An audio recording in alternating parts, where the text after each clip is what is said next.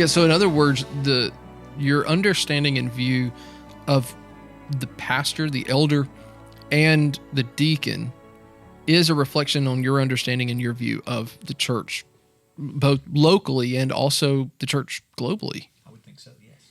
Yeah, so that's why it's so important that we really wanted to spend some time to have these conversations and to have this discussion, because it is really, really important, and it is something that, do you think that pastors, because I haven't heard a lot of sermons on this. I've heard podcasts on this, which is why we wanted to kind of throw this in. There's a lot of books that are written on it, but do you think that maybe pastors almost feel a little odd preaching about the role and the qualifications of a pastor to their church? I can speak from experience and say yes, absolutely. Yeah, and the weeks we spent on that, as it regarded elders particularly, were weeks of lots of conviction and prayer, and God, make me more like this. Am I enough like this? So yeah, it's not a comfortable thing to approach and to preach, for sure. Yeah, I can completely understand that. So do you see, as you've done this kind of study, and I know you're also kind of, looking around at different churches, would you say that American evangelicalism has a healthy or an unhealthy understanding of the role, the office, the responsibility, and the character of pastors and deacons? I think there are many that probably have an unhealthy view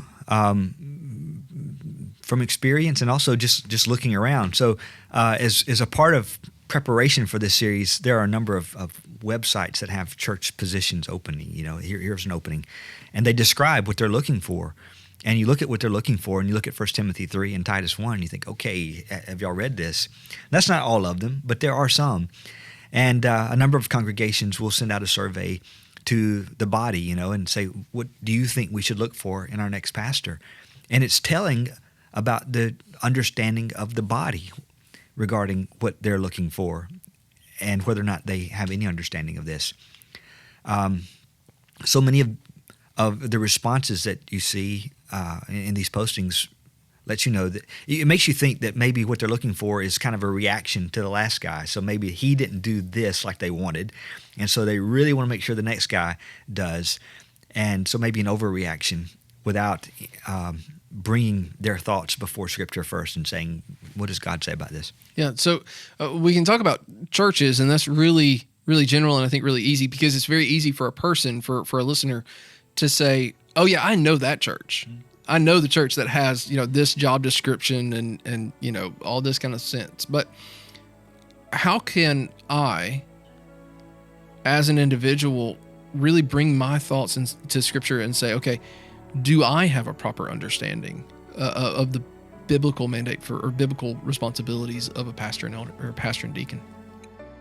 Well, bring your expectations, your desires for what that man would be to Scripture, and look at the passages that deal with that and see how well they line up.